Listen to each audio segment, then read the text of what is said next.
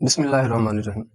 پاکستان 2 دہائیوں سے زائد عرصے سے دہشت گردی کے نشانے پر ہے۔ اس سارے دورانیے میں کئی دہشت گرد گروہ منظر عام پر آئے، آپس میں ضم بھی ہوئے اور ان کے دھڑے بھی بنے اور کئی ختم ہو گئے۔ دہشت گردی کے ان تمام چہروں میں سے وہ گروہ سب سے زیادہ خطرناک رہے جو مذہبی بنیادوں کو استعمال کرتے ہیں، اور یہی گروہ ملک کی سیکیورٹی کے لیے بڑا خطرہ ہیں، جن میں ٹی ٹی پی سر فہرست ہے۔ جب سے افغانستان پر طالبان دوبارہ قابض ہوئے ہیں، ٹی ٹی پی جیسے گروہوں کو ایک محفوظ پناہ گاہ مل گئی ہے۔ انہیں مال غنیمت میں امریکہ اور نیٹو کا چھوڑا ہوا جدید ترین اسلحہ بھی ملا۔ 2 دن قبل ہمارے کچھ سیکیورٹی اہلکاروں کو وزیرستان میں حافظ گل بہادر گروپ کی طرف سے نشانہ بنایا گیا، جس کے بعد پاکستان نے سوموار کی شب افغانستان کی حدود میں 2 جگہ فضائی کارروائی کی۔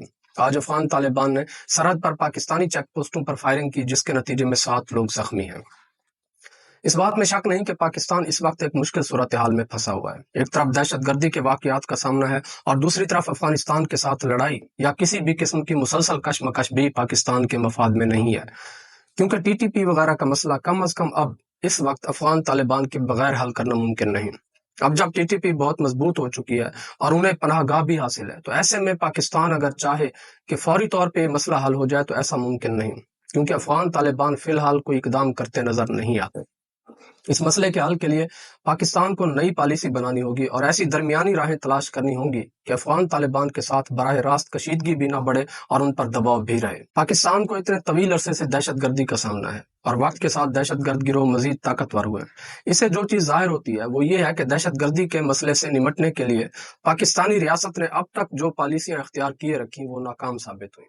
9/11 کے بعد جب یہ تحریک قبائلی علاقوں میں نشو و نما پا رہی تھی تو حکومت بار بار یہی کہتی رہی کہ یہ کوئی بڑا مسئلہ نہیں ہے، اس سے کسی بھی وقت نمٹا جا سکتا ہے۔ حکومت یہی خیال کرتی رہی کہ ایک چھوٹا سا مشتعل گروہ ہے جو ریاست کی اتھارٹی کو چیلنج کرنے کی صلاحیت نہیں رکھتا، مگر وقت نے ثابت کیا کہ یہ مشتعل گروہ اب ریاست کے لیے سب سے بڑا سر درد بن چکے ہیں۔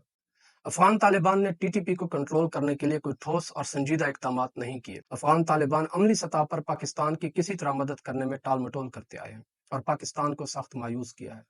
افغان طالبان کا پاکستانی ریاست کے ساتھ رویہ، مذاکرات کی ناکامی اور پاکستانی حدود میں مسلسل دہشت گردی کے واقعات، یہ تمام چیزیں واضح کرتی ہیں کہ Afghan Taliban T T P سے دستبردار ہونے اور ٹی ٹی پی کے خلاف کسی قسم کی کارروائی کرنے کا فی الحال کوئی ارادہ نہیں رکھتے۔ وہ ان دہشت گرد گروہوں کو پاکستان کے خلاف پریشر کے طور پہ استعمال کرتے ہیں، بلکہ خود افغان طالبان بھی ڈیورنڈ لائن کو تسلیم نہیں کرتے۔ کچھ لوگوں کا کہنا ہے کہ افغان طالبان کو ابھی حکومت میں زیادہ وقت نہیں گزرا ہے اور وہ اتنے مستحکم نہیں ہیں کہ افغانستان میں موجود دہشت گرد گروہوں کے خلاف کارروائی کر سکیں یا انہیں کنٹرول کر سکیں۔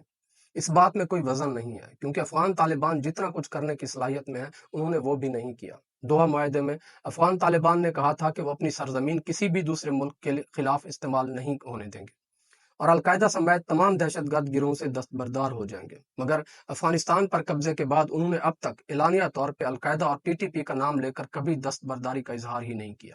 افغان طالبان سمیت تمام عسکریت پسند گروہ اگرچہ ظاہری طور پہ یا تنظیمی ڈھانچے کے اعتبار سے ایک دوسرے سے مختلف ہو سکتے ہیں، مگر نظریاتی حوالے سے یہ ایک دوسرے کے لیے ہمدردی رکھتے ہیں اور ایک دوسرے کے قریب ہیں۔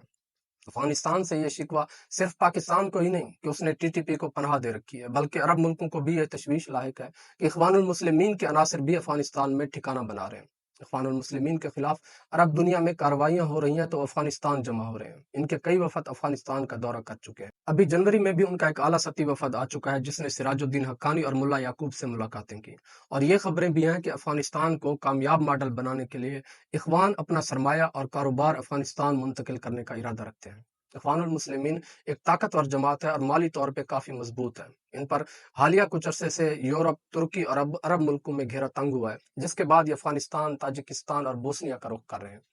اخوان المسلمین ایک ایسا گروہ ہے جو ایک منظم خفیہ جماعت کی طرح کام کرتا ہے اور اسے ریاستی ڈھانچوں میں سرایت کرنے کی مہارت حاصل ہے۔ یہ گروہ جہاں بھی رہا وہاں کے ریاستی ڈھانچوں میں سرایت کر گیا اور مسائل پیدا کیے۔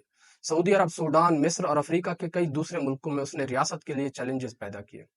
القاعدہ اور داعش کے بعد اخوان کے خطے میں آمد پاکستان کے لیے بھی مستقبل میں مزید مسائل پیدا کرے گی۔